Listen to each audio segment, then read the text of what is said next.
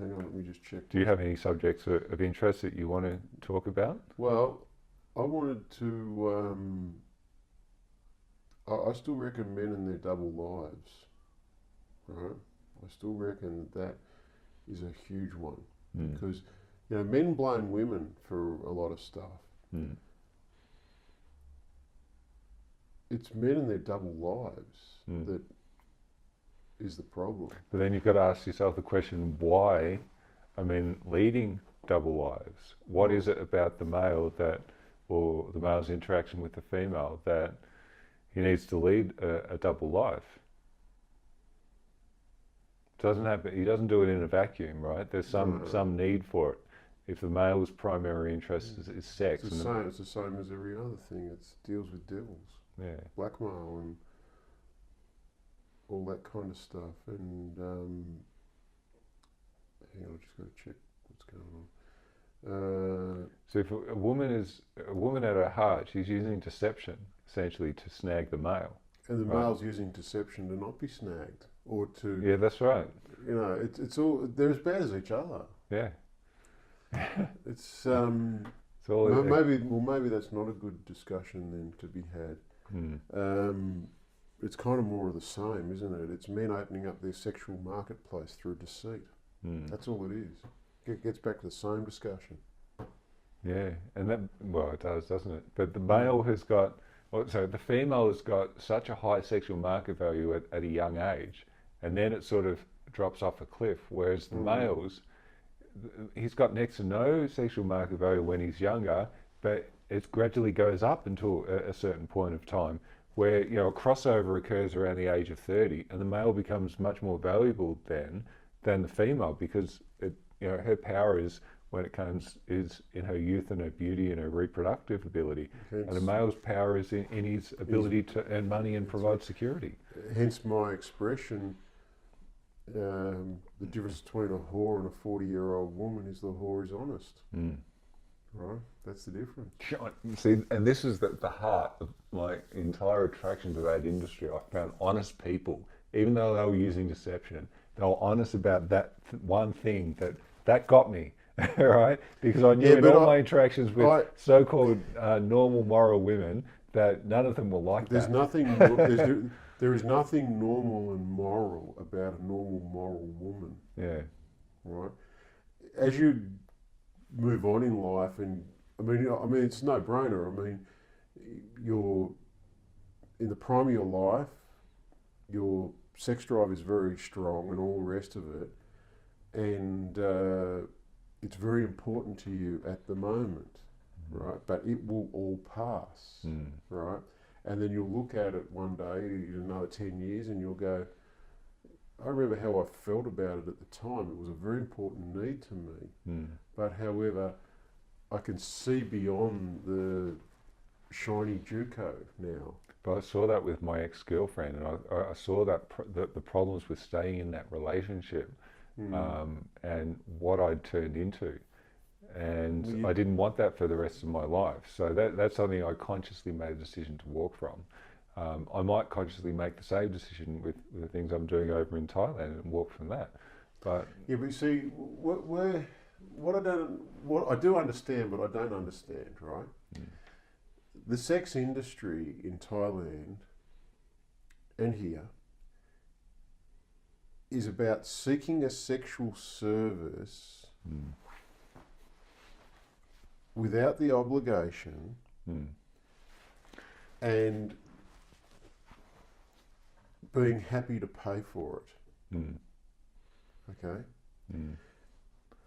And basically what you're saying to me is, if I opened a brothel here and this and that and brought him over here, I mean, it's the same argument as bringing a woman from over there and marrying her, as to whether you're going to bring one from over there and put her in a brothel. It's the same argument. It's exactly the same argument. You're improving their standard of living at my expense. At your expense and at your commitment and at your obligation, right? But what you're basically saying is, but I'm going to split that with my clients.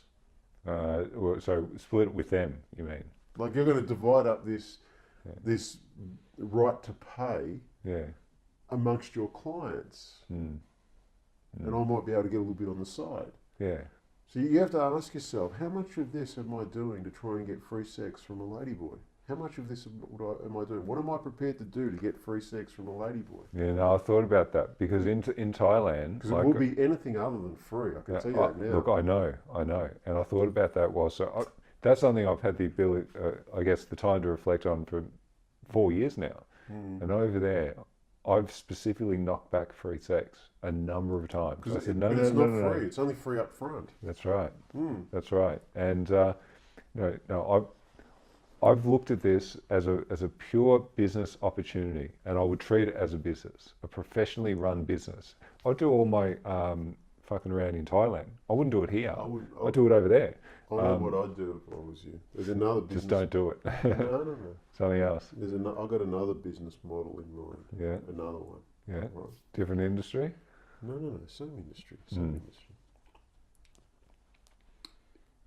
You know how there's a lot of people that would like to do it, but they've got fears, right, about it. Well, I could go over to Thailand, I could get killed, I could get food poisoning, this, that, the other. Right? It's the same as old people going on a fucking cruise, right? You become the cruise company. In other words, I thought of it. I thought of it on this trip. In other words, you take groups of confused men. Yeah. There's restrictions. A foreigner can't act as a tour guide in Thailand in any kind of capacity. It's against the law. It's been looked at. It's been looked at by me. Right. But what if you come to an arrangement with someone over there? Yeah. Right? In association with a Thai, I could do it. They'd have to own 51% of the business. No, I don't mean that. I mean that they can take them on the tour. You know, you say these are the areas to go to. Yeah. Right. I mean, yeah, there'd be value in doing that. You go to these bars. Let me bottom line it. I don't want to run a business with a Thai. I don't want a Thai owning 51% of the company. I don't want to deal with Thai lawyers to have 100% of the company. I don't trust the society. I don't trust the laws over there. I don't trust a number of the people over there. And I just don't trust them. Right? I don't. I think you need to listen to those words. I really do. Because whether they're over there or over here. But over here, you can take an untrustworthy person and have them in your service, working in your business under Australian law. What I'm essentially saying is Australian law gives me a whole lot of protection whilst I'm here, but I've got next to no protection over in Thailand, right? Everything's set up to cater to the Thais over there. You get I want security and freedom, and I can only really get that here. You can't take the best of here and the best of there and marry them together. You can't. Well, all right. Well, hang on a second. Okay. All right, let me give you an example. As my friend Jeff said to me, right? He said to me, if a fight breaks out in a brothel, try getting the police to come. They will not go.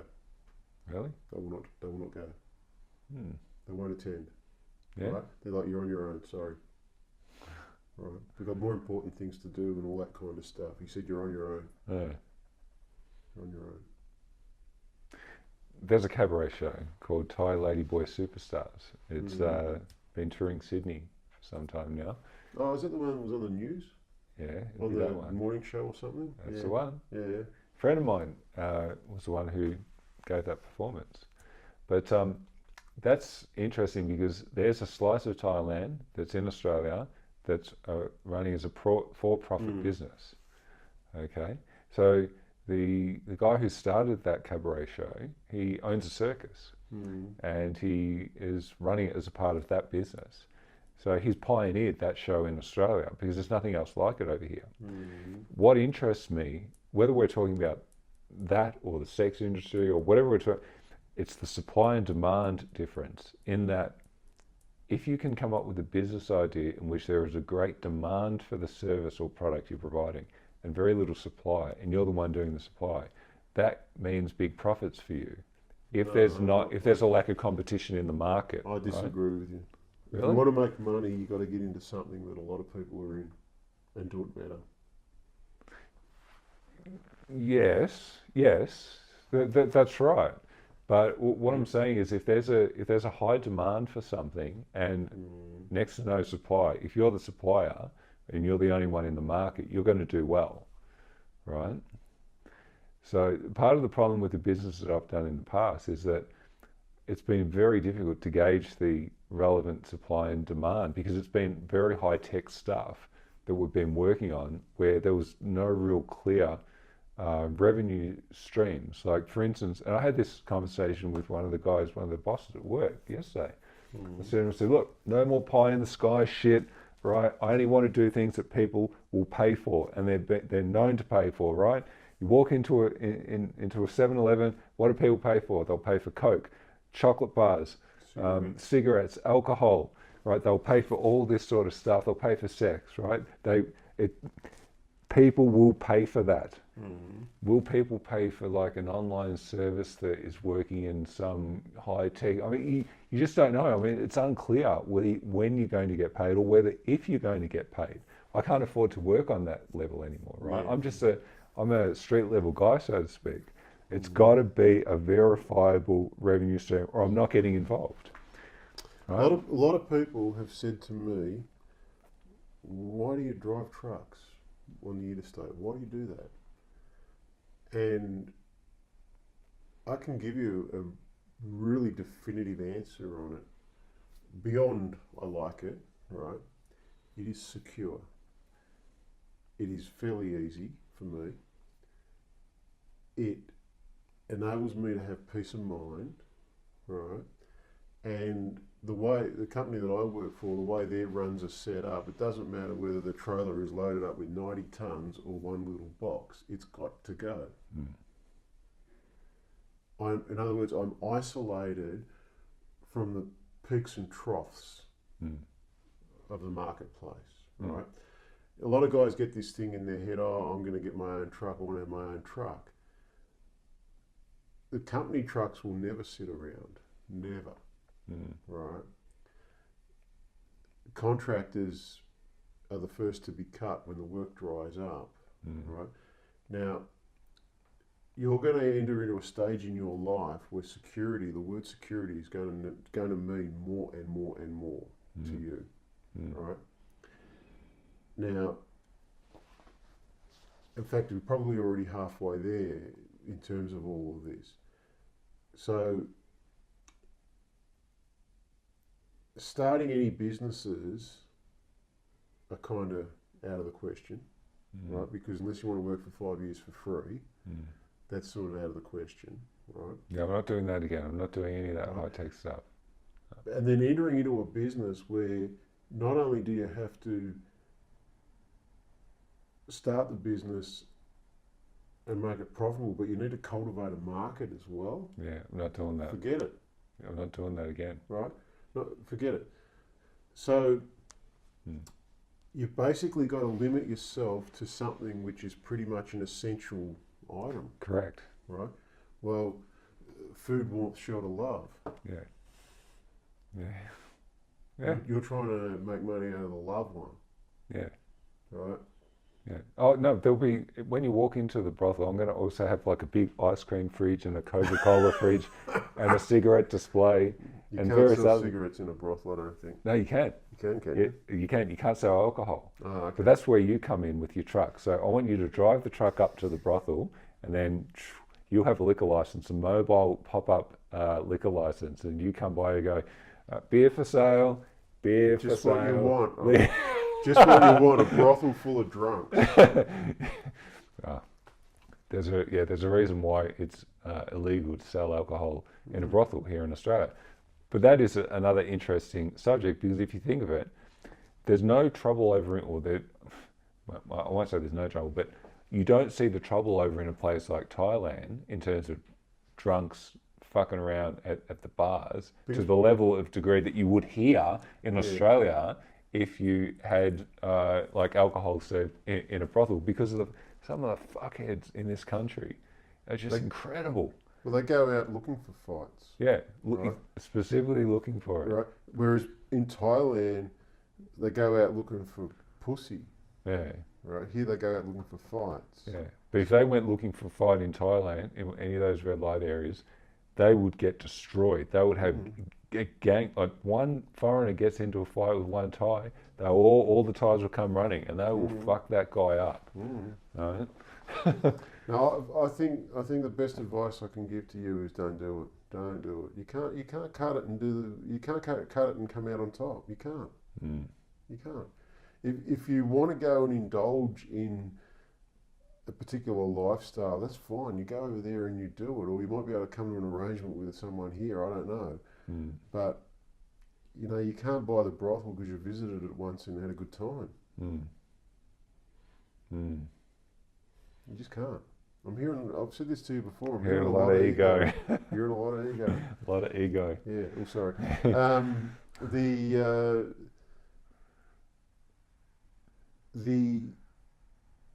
There's a period of your life when you think that the sex industry is exciting, very exciting, right? And then it blows over. You're really just seeing what you want to see, right? It is the ultimate casino, right? And then and only the house can win. But if the house can't win, if what you're saying to me that the house can't win, then there's no point in getting involved. That's, you know, I've looked at it. I see the revenue streams. There's only room for one Las Vegas, right? I mean, when you're talking about that amount of money and that amount of power, they're not going to let you just come on in and.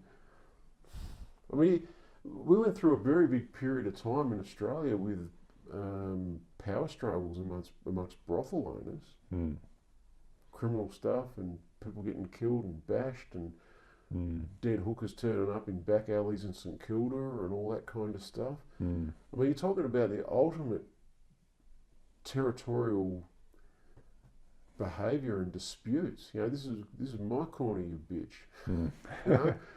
I mean, base instincts, right? Yeah, base instincts. I mean, Ken knows someone who was going over to can't remember where it was, maybe New Caledonia or somewhere like that. Somewhere over there. Oh, you know, he likes to go over there and you know, have a holiday and all of this. Right? I'm thinking, oh yeah, oh yeah. And he'd go over every 6 months and have a couple of weeks holiday. And anyway, the guy's sitting at home, I think lived in Sydney or something. The guy's sitting at home in his nice house up there in Sydney on the North Shore. And the doorbell rings. His wife, I'll get it.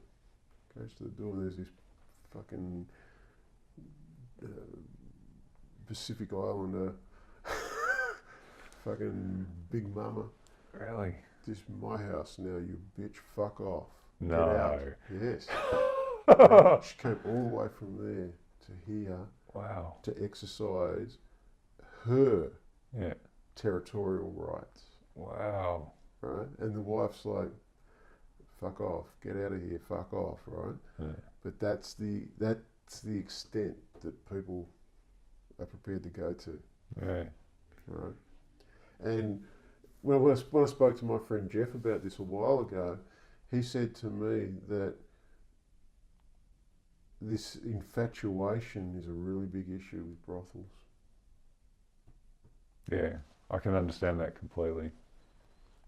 Yeah, I really can. Yeah, when you're dealing with those sorts of emotions. But look, how is it possible that a guy can go into a brothel and fuck some woman and suddenly decide that he falls in love, and maybe he hasn't decided, but anyway, he's fallen in love and he owns that woman and he's going to rescue her and all that. A guy got bashed to death with a bloody tyre iron down here not that long ago, outside a brothel. Two guys, one guy goes in, oh, I want to see so-and-so, and the other one's like, no, I want to see her, she's my girl. Well, why don't we go outside and sort it out? One of them killed each other with a tyre iron. Fuck. Can't make this stuff up, can you? No, it was just a brothel down here, one of the streets down here. Yeah. You know, you're talking about getting involved in that world? You've got to be kidding me. Well, I've always been interested in grey market businesses. No, really. Like, I've got a history of it. Back in the day, I used to be. Back in the day, what I was doing, I tried my hand at ticket scalping. Yeah. And did well at it. Yeah. and I got out of it because people were just hanging all sorts of shit on me. It was good. It was a good amount of money to make, right? I had people standing in line for me at Ticketek and various agencies, right, for big events. But yeah, a lot of people were very upset with what I was doing. They didn't see what I saw in it, the economics of it, so to speak, in the way that I saw it. You challenged other people's power. Yeah, then I got involved in importing stuff from the United States. There wasn't enough margin in it for me. So that was a problem as well. And that was it was a grey market. It was a product that I imported in parallel, right? You could buy it here, but I could get it cheaper and sell it slightly cheaper. It was perfumes. Okay. Yeah, perfume. So I had a relationship with a supplier in the United States to bring the stuff here.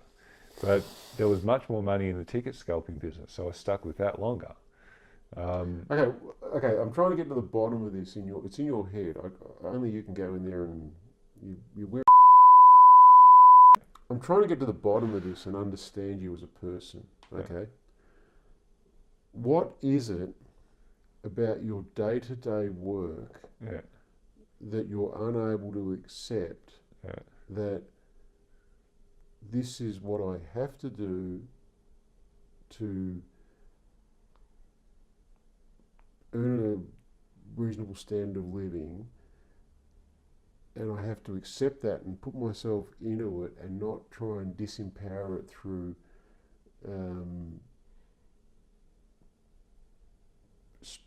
other competitive... I want to do my own thing. I want my freedom. Okay. I don't want to kowtow to people above me. I don't want to do it.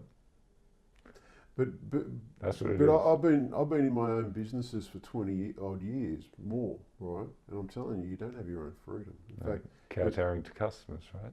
Staff, authorities, yeah, right? They, it's wonderful. The council comes. No way around it, is there? The council rocks up one day, some dead shit fucking idiot with a badge around his fucking neck, and he gives you this piece of paper. Oh, there's been a change in the law from now on, whatever, and you looking at it and you're thinking to yourself, fuck me, Jarod, this is going to cost me whatever. I'm supposed to go without income for 3 months or something because you've suddenly decided that from now on, so you're talking about, basically what you're talking about is bringing an outlaw business to a regulated society. Well, no, I'm interested in looking at what regulations exist and if there's not a loophole, but there's a way to profit from it in a way that other people haven't profited from it yet. And I saw that in various industries, but I don't know, like the whole brothel thing, I think that I would make an outstanding owner-manager of a place like that. But, there's too many other problems with it. The other option is I might just stop doing any of the entrepreneurial ventures. Okay, put a stop to all of them and just walk away. Even the Pretender channel, I could say, all right, that's it. Save the videos because I'm not creating any more. And I'm shutting it all down. So you've got 30 days. Do you have an iPad or not? No. You can download stuff off iRead, can't you? Yeah, I could.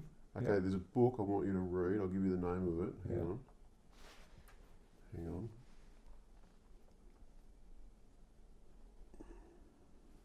Because it could just all be prisons, all of this stuff, right? It's just another version of it. There's two books I want you to read. There's one called That Bitch, right? Ken actually put me onto that book. Really? Yeah. I'll definitely read it then. It's cool. I'll write it down. That's all right. I'll remember it. Paper. I remember it. We've got it recorded as well. No, it's called That Bitch, right? And it's actually written about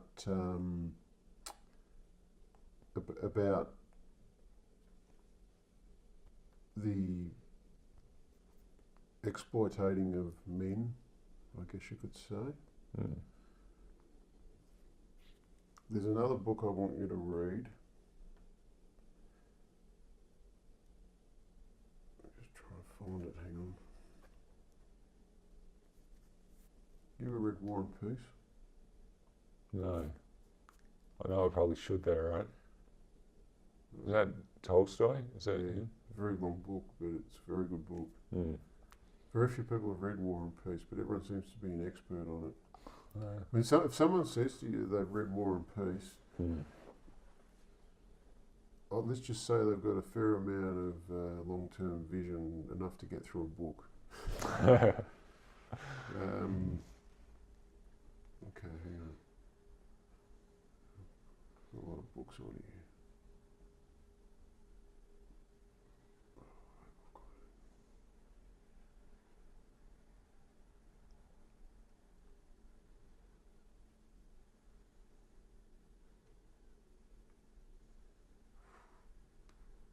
Yeah, with all the entrepreneurial ventures, none of them have really generated a whole lot of money. They've cost me a lot of time, a lot of effort to get involved in. And I'll send you the link for this book. I can't find it. A guy wrote this book. He had this brilliant idea of opening his own escort agency. And he wrote a book about it. It's actually in Melbourne. now that sounds very interesting. Yeah, and what he did was he went to an existing brothel and said to them, I would like to establish an escort agency out of this brothel and use the women here and all the rest of it. And anyway, what they did was they said, sure, fine, that's great, that's wonderful. And they let him build this business up. And then they tried to hijack it. And it turned into this really bitter power struggle where people got bashed and killed and all this sort of stuff, right? And basically what happened was they let him build the business and then they decided it was theirs, right? And he gave some really good insights into what goes on in the sex industry, and he said that the industry has used an age-old sort of spin doctor thing. Oh, you know, we're nothing to do with the drug business.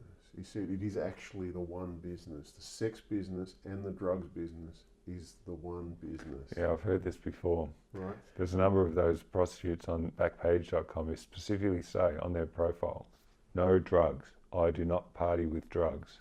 And the ones that don't, they're the ones I guess you've got to worry about. Yeah, what he wrote about in this book is that prostitution is actually a side business for the drug business. Yeah? That's what he wrote about. Wow. Yeah. Because there are rumours going around that Melbourne brothels in particular, or Australian brothels, there's a lot of drugs in it. Yeah, well they distribute through the brothels. Yeah. Right?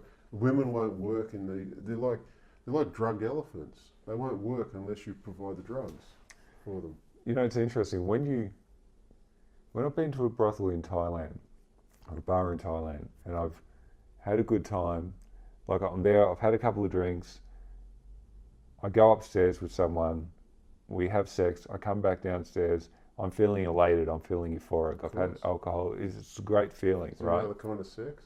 Yeah, well, so this is the thing. So drugs, like, I don't see any drugs in Thailand. I mean, they're probably there, of course, but you know, it'd be way too dangerous to get caught with anything over there. Yeah. So, and I don't take drugs, so any of that illegal stuff I'm not interested in. But I don't know. I mean, I can see why it's a natural sort of venue to be taking that sort of stuff. I mean, ice, ecstasy, any of this sort of stuff, cocaine. Well, what he said in this book is that that sex cannot exist on its own. It can only exist in conjunction with alcohol or drugs or gambling. It cannot exist on its own. Because most people think, oh, I'm going to go out and have a few drinks and get laid, or I'm going to go to the casino, gamble, hopefully I'll get laid, whatever. Right? Yeah, that's true. Actually, that's what he wrote about in the book. Yeah, it's very insightful. Right, that you can't have it unless it's teamed up with another form of addiction. Yeah, there's a scene in RoboCop where Clarence Bodiger is talking to the number one guy at OCP, and he's sitting there, and Bodiger didn't want to deal with RoboCop. He said, "You built the fucking thing. Now I've got to deal with it." He goes, "Well, you can do whatever you want, Clarence, but building Delta City, we've got all these new people coming in. That means drugs, prostitution, gambling, fertile markets for the man who knows how to build a marketplace." And Bodiger sits back down and says, "Well, I guess we're in business then, Richard." You know, I know. it's a great scene. Right? I've got to use that scene in one of my videos. Right? It's very true. Right? It's very. Yeah, but see, I mean, okay, you got a bit of a fascination about getting involved in this industry. I mean, basically, what you're saying to me is you want to become a modern day underworld figure. I see the money that can be made, right? But maybe that's an illusion. Maybe it's this is the thing. Like, I hear stories. I've got friends of mine who are in Australia. They tell me how much they're making working on Backpage.com, and I look at it. I think, far out. That's 4 times what I'm earning. It's unbelievable figures. And I watched that video, right? And you see the guys going to that illegal brothel. It's just one guy after the next. I'm thinking, hang on a second. Yeah, but when I talk to my friend Jeff about the crunching the numbers, he's I mean, I've known the guy 30 years. He would tell me.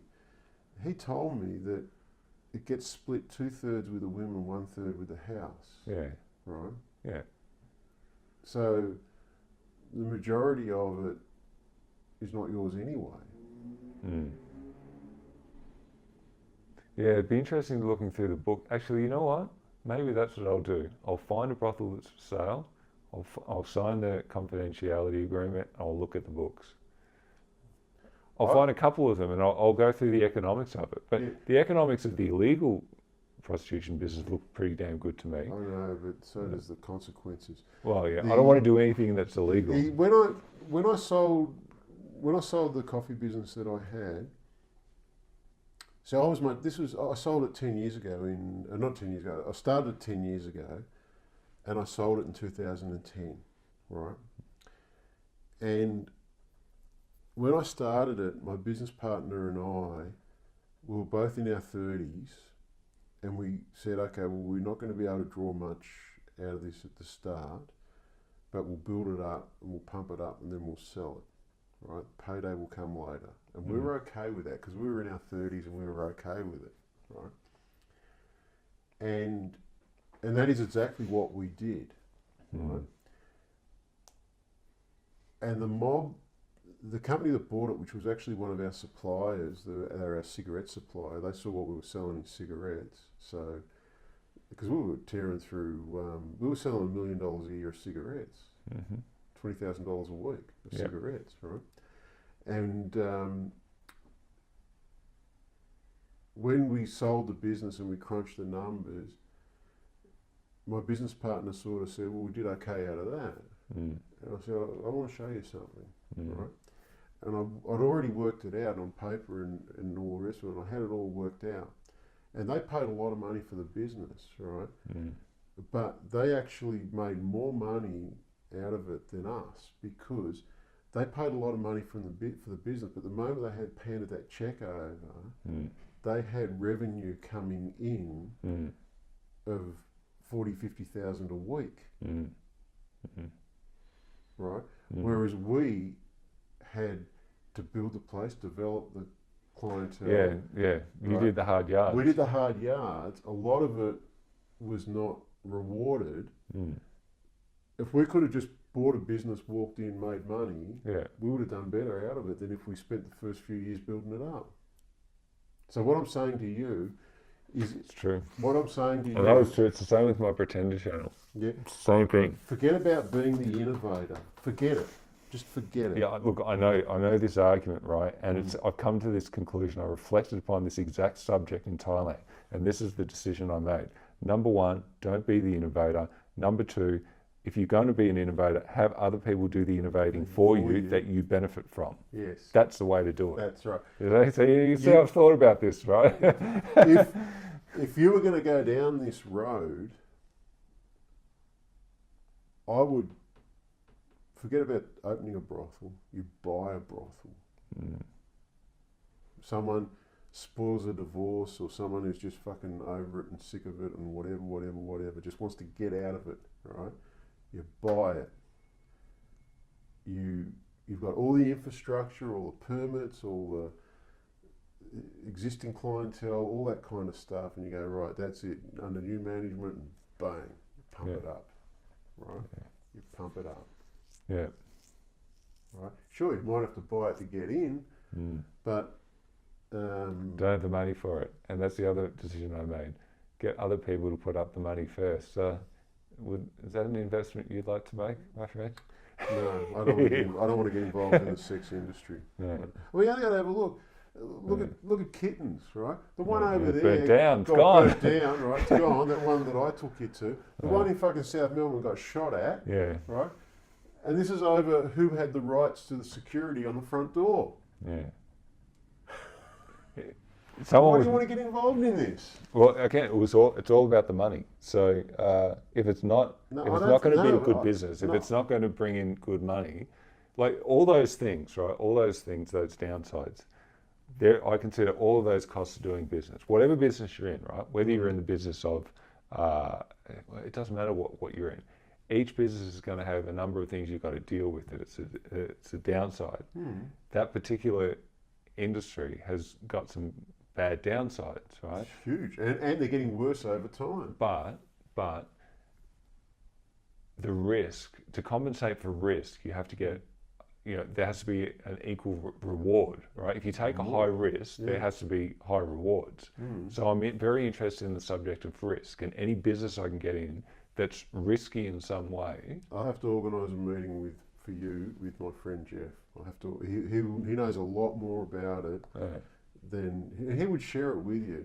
Yeah. But the few little conversations that I've had with him, he said to me that you can't get insurance for brothels anymore, right? Because of all the problems. And he said anything. If you can get insurance, there will be an exemption, which is fire, arson, right? Because they get firebombed, right? He said you take all that risk yourself. In other words, you pay people to not firebomb you. The other thing I came to the realisation is if there's a way to get other people to take risks on your behalf, you're better off to get them to do all that if you can benefit from it instead of you taking the risk yourself. So there is another option. Just buy an index fund of small companies. Isn't that what you're doing? Yeah, but it's not as fun, right? Yeah, see, I'm making some progress. You're getting to it, right? I'm making progress. No, this the problem. Is not about money making for you. This is about excitement. The problem is when you buy an index fund, you're buying a small piece of many companies that make up that index, right? But to actually buy that, you're paying a capital cost, right? It's like if you go and buy a house, right? Yeah. You buy a $400,000 house that can generate, say, I don't know, $16,000 or $20,000 a year in rent, right? But you've got to pay the $400,000 to get that $20,000, right? But when you start off a business like a brothel or a cafe or whatever it might be, if you're establishing it, it's your sweat equity, your time, your effort that you're putting in instead of that huge amount of capital to buy somebody else's. That's what is really. You're talking about buying a farm because you like fucking the sheep. Yeah. Well, I know that if it was my brother, I wouldn't be fucking the workers. I tell you right now. You know what this is really about, don't you? Power. Boredom. Boredom? You're bored. Bored shitless? You're bored. You're bored with your work. You're bored with the people. This is about boredom. Yeah. Boredom is a trait of highly intelligent people. Maybe that's my problem. This is all about the boredom. All about the boredom. You know, and what will happen is it will lose its fascination, and you'll start to then focus your energies on other things like literature or whatever, music, who knows, right? Highly intelligent, bored people are self-destructive. It's true. But there was a guy who went to a men's rights activist. he went to a feminist rally. I think I sent it to you. Right? Yeah, I saw that. Right. Yeah, Right. yeah. So On he's the at a roof. feminist rally. Yeah, he's holding up the sign, the Yeah. slut, I love sluts Yeah. sign. Right. To me, it's pointless going to those things and arguing with those people. You know, you've got to stop arguing with feminists. It's a waste of time. There's no money in it for you. It's boring. And it's boring. It's a waste of time. They're not Yeah. going to, and they're not going to argue logically. It's And like, what's trying the- to convince a little kid Father Christmas doesn't exist. That's You're right. wasting your time. And what is it? What's that argument about? Never argue with a pig because they'll drag you down in the mud. No, And they enjoy it and you get dirty. exactly. Yeah. That's right. So I don't know.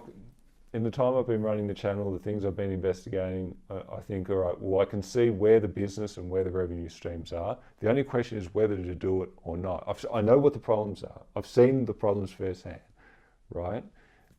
Do I want to get involved? Is it worth it?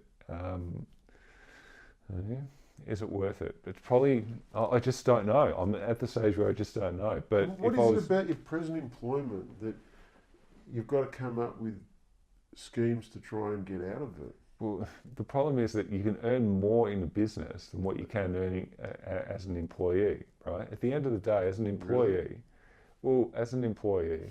you're not getting paid. You're getting paid the amount of money that it takes to keep you employed, but there's a surplus value that you're not getting that the owner gets, right? Right? Maybe. Because you're a cost center as an employee, essentially. You're providing a service, you're servicing the customers, or you're building widgets, But or you're not whatever it putting is up you're any of the doing. capital or No, taking any of the risk. well, yeah, that's true. Exactly, that's true. I mean, you're talking about as an opening- owner, You're talking benefit about from that. opening a brothel which has very limited return, despite what everyone thinks. Well, but that's and the a lot question. of If it risk. does, I'm not even going to get in it. If there's no return in it, see, one of the biggest things I don't want to do, I don't want to get involved in any business that takes up a whole lot of time and a whole lot of effort and doesn't generate enough returns. I've already done that. I've done that many times. I'm not interested in doing those things If again. you value your peace of mind and are looking to increase it, Yeah. do not get involved in the sex industry. All right. You start the brothel. I'll take a percentage of it. What's your job? What? What are you My going to job's- do? My job will be not to tell people about the brothel. I don't want anything to do with it. I'll look at the ones that are for sale and I'll see what kind of real profits are in them. I'll go and investigate it. Yeah. My brothel days are over. Mm. I've dragged a few women out of brothels. But see, that's the other thing. There are a sad state of affairs here in Australia, right? Mm. My one would be different. There's the ego talking, right? It's the ego again. Yours would be different. Mine will be different, yeah. So I'm going to plant the same tree and get it to have a different type of fruit. Mm. Isn't that interesting? What are you, like the creator of the universe? How are you going to do this? I'm hearing a lot of ego. A lot of ego. This is the thing. Stay with what you are doing. All right, next topic. What are we going to discuss? I don't know. Maybe that's enough topics for today. All right. It's a lot of content there. I know. That's like it's over 2 hours.